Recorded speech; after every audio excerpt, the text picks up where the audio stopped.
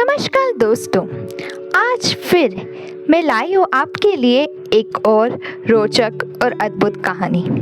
यह कहानी है शिव जी के अवतार नंदी जी की। जी हाँ, आपने सही सुना, नंदी जी और कोई नहीं बल्कि शिव जी के ही अवतार थे। यह प्रसंग एक पौराणिक आख्यान है जो भक्ति, समर्पण और एक सच्चे सेवक की महानता को दर्शाता है। आइए इसे कल्पबोध और भावपूर्ण कहानी के रूप में विस्तार से समझते हैं। प्रलय के बाद की शांति में कैलाश पर्वत पर विराजमान थे भगवान शिव। समस्त संसार का संचालन सुचारू रूप से चल रहा था, फिर भी उनके अंतर्मन में एक शून्यता व्याप्त थी। उन्हें प्रतीत हुआ कि अब समय आ गया है कि एक ऐसा सेवक इस सृष्टि में जन्म ले जो केवल उनका नहीं अपितु संपूर्ण जगत के लिए भक्ति और सेवक का आदर्श बने। शिव शंकर की अंतरात्मा नंदी नामक परम भक्त के आगमन की परीक्षा करने लगी।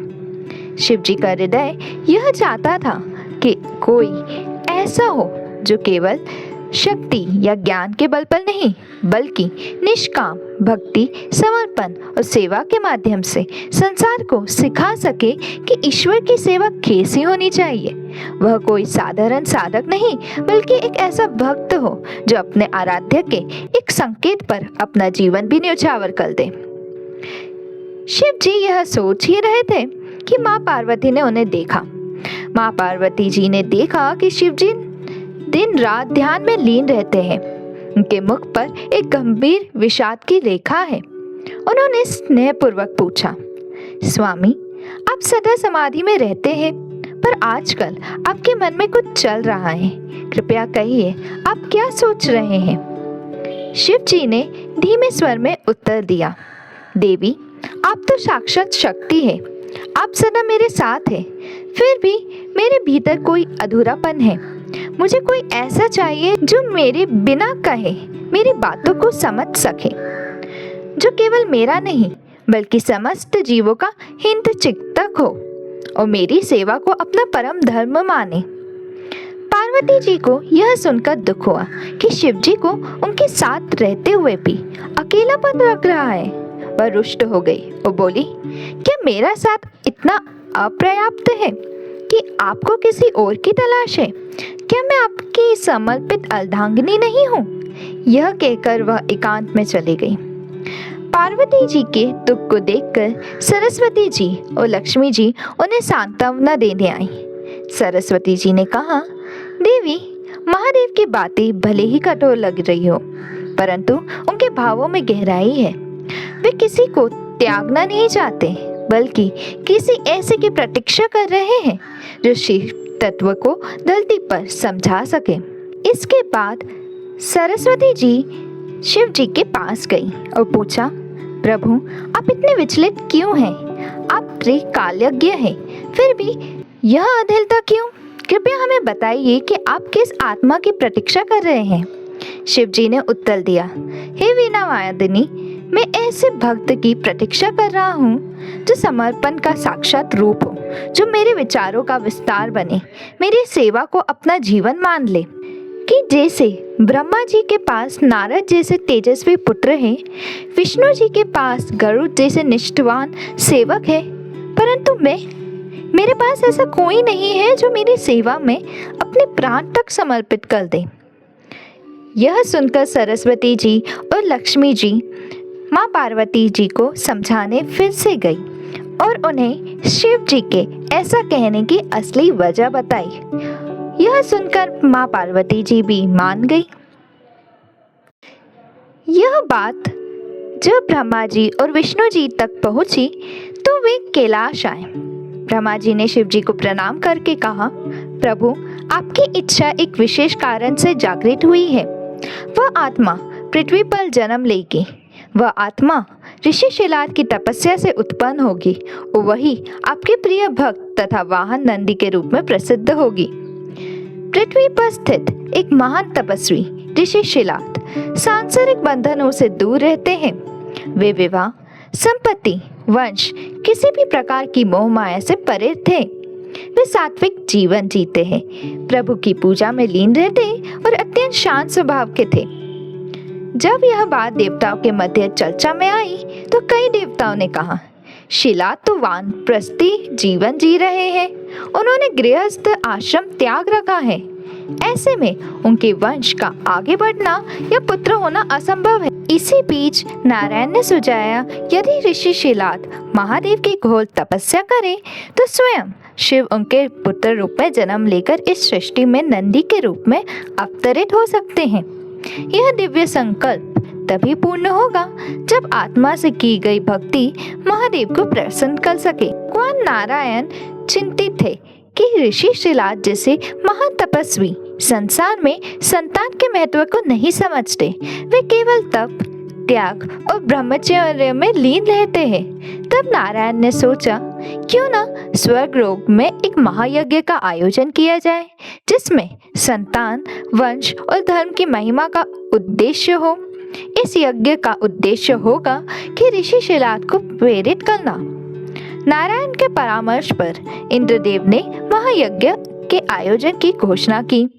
उन्होंने स्वर्ग लोक को सजाया, वेद पाठकों को बुलाया और संदेश भिजवाया कि समस्त ऋषि, देवता और ज्ञानी जन इस यज्ञ में उपस्थित हो। यह यज्ञ केवल धार्मिक अनुष्ठान नहीं, एक उच्च उद्देश्य से किया जा रहा है। नारायण स्वयं एक वृद्ध ऋषि के वेश में पृथ्वी पर ऋषि शिलाद के आश्रम पहुंचे। उन्होंने देखा कि शिलाद गहन ध्यान और पूजा में लीन है। नारायण ने उनसे बड़े प्रेम पूर्वक बात की, शिलाद को स्वर्ग लोक में होने वाले महायज्ञ का निमंत्रण दिया और आग्रह किया कि वे अवश्य आए। उन्होंने कहा, यह यज्ञ संतान, वंश और धर्म की स्थिरता के लिए है। आपके जैसे महाज्ञानी की उपस्थिति आवश्यक है। ऋषि शिलाद जब यज्ञ स्थल पर पहुंचे तो सभी ने उनका आदर किया, परंतु इंद्रदेव ने उन्हें मुख्य यज्ञ मंडप पे प्रवेश से रोक दिया। उन्होंने कहा, महर्षि, आपको मंडप में प्रवेश नहीं दिया जा सकता है। आपने विवाह नहीं किया है, न ही आपका कोई वंशज है। इस यज्ञ में केवल वे ही ऋषि भाग ले सकते हैं जिनका वंश आगे बढ़ रहा हो। पूर्वजों की अनुमति बिना संतानहीन ऋषियों का प्रवेश वर्जित है, क्योंकि वे पितृ ऋण से मुक्त नहीं हो सकते। यह सुनकर ऋषि शिलाद अत्यंत आहत हुए। उन्होंने कहा, यदि संतान न होने से मुझे धर्म कर्म से वंचित किया जा सकता है तो मैं अब इतनी कठोर तपस्या करूंगा कि स्वयं महादेव मुझे एक नया स्वर्ग लोक रचने की अनुमति देंगे। यदि वर्तमान स्वर्ग में मेरे लिए स्थान नहीं तो मैं नया स्वर्ग लोक रचूंगा जहां भक्ति ही सबसे बड़ा मूल्य होगा। ऋषि शिलाद की प्रतिज्ञा से इंद्रदेव भयभीत हो उठे। उन्हें लगा कि यदि शिलाद ने तपस्या प्रारंभ कर दी तो सृष्टि में संतुलन बिगड़ सकता है। उन्होंने तुरंत ऋषि विश्वामित्र से सहायता मांगी और कहा, हे मुनिवर, केवल आप ही उन्हें शांत कर सकते हैं, कृपया उन्हें समझाइए। विश्वामित्र जी तुरंत ऋषि शिलाद के पास पहुँचे और कहा, हे महर्षि, आपकी भावना पवित्र है। यदि आप महादेव की तपस्या करेंगे तो न केवल आपकी इच्छा पूर्ण होगी बल्कि स्वयं शिव आपके पुत्र रूप में अवतरित होंगे। यह विश्व का सौभाग्य होगा। शिलाद ऋषि के क्रोध का स्थान अब संकल्प ने ले लिया।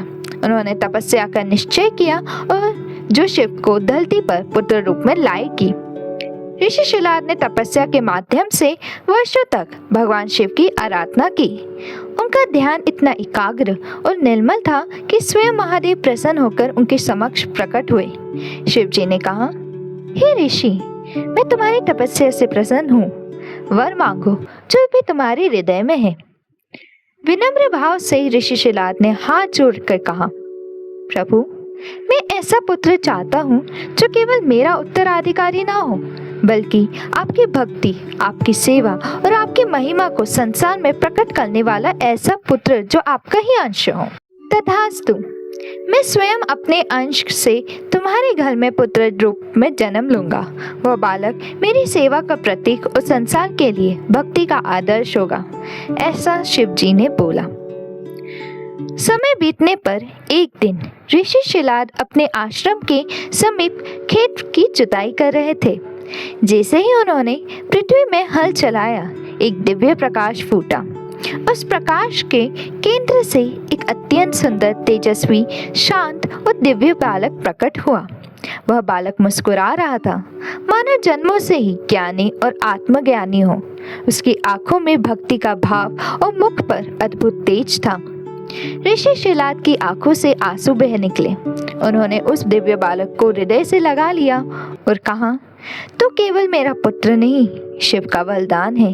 तो तप, भक्ति और सेवा का प्रतीक है। उन्होंने उसका नाम नंदी रखा, जिसका अर्थ है आनंद, उल्लास और पवित्र भक्ति का वह रूप जो सदा शिव के चरणों में स्थित है।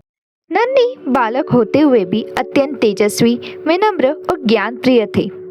उन्होंने अपने पिता ऋषि शिलाद से वेद, उपनिषद, योग, ध्यान और भक्ति का गहन अध्ययन किया। वो शिव के प्रत्येक गुण, तत्व ज्ञान को जानने के लिए ललायत रहते थे। ऋषि शिलाद ने उन्हें बताया, सच्ची भक्ति वह है जो बिना अपेक्षा से की जाए। शिव केवल हृदय की पुकार सुनते हैं, न कर्म कांड की दिखावट। एक दिन कुछ महान संतगण, तपस्वी और मुनिजन ऋषि शिलाद के आश्रम में पधारे। ऋषि ने उनका स्वागत किया और उन्हें बताया कि यह उनका पुत्र नंदी है, शिव का अंश और उनका सबसे बड़ा गर्व। संतों ने नंदी को ध्यानपूर्वक देखा और ध्यानस्थ होकर बोले, हे ऋषिवर, यह बालक अवश्य ही दिव्य है, परंतु हम देख रहे हैं कि इसकी आयु लंबी नहीं है। इसका जीवन अधिक समय तक नहीं रहेगा। यह बालावस्था में ही संसार को त्याग देगा। ऋषि शिलाद को जैसे आकाश के वज्र तिलक पड़ा। उन्होंने अपने पुत्र को गले से लगा लिया और अश्रुपूरित नेत्रों से कहा, मैंने तुझे पाया शिव से, और अब तुझसे बिछड़ने की कल्पना भी नहीं कर सकता। नंदी यह देखकर अत्यंत विचलित हो गए। उन्होंने निश्चय किया, मैं मृत्यु को नहीं, शिव को पुकारूंगा। मैं अपने भाग्य को शिव की कृपा से बदलूंगा और इन संतों की भविष्यवाणी को मिथ्या में सिद्ध करूंगा। नंदी ने अकेले वन में जाकर शिव की घोर तपस्या की। उन्होंने भोजन और जल का त्याग किया, केवल ओम नमः शिवाय का जाप करते हुए महादेव को पुकारते रहे।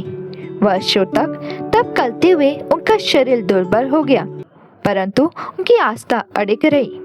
नंदी की भक्ति देखकर कैलाश पर्वत हिल उठा। शिव जी ने प्रकट होकर कहा, वत्स नंदी, मैं तुम्हारी भक्ति से अत्यंत प्रसन्न हूँ। बोलो, क्या वरदान चाहिए? नंदी हाथ जोड़कर बोले, प्रभु, मुझे लंबी आयु, ऐश्वर्य, ये स्वर्ग नहीं चाहिए। मुझे बस इतना वरदान दीजिए कि मैं आपके साथ रह सकूं, आपकी सेवा करूं। मेरा जीवन तभी सफल होगा जब मैं आपकी शिव सेवा में लीन रहूं। शिव जी आनंदित हो गए। उन्होंने नंदी को गले लगाकर कहा, तथास्तु, आज से तू न केवल मेरा वाहन बनेगा, बल्कि गणों का अधिपति नरेश्वर कहलाएगा। तेरा नाम भक्ति का प्रतीक बनेगा। इस प्रकार नंदी केवल शिव के भक्त ही नहीं, उनके वाहन, प्रमुख सेवक और गणों के अधिपति बन गए। तो यह थी शिव जी के अवतार नंदी जी की कहानी। ऐसे ही और कहानियां जानने के लिए like, share and subscribe to Bhakti कथाएं।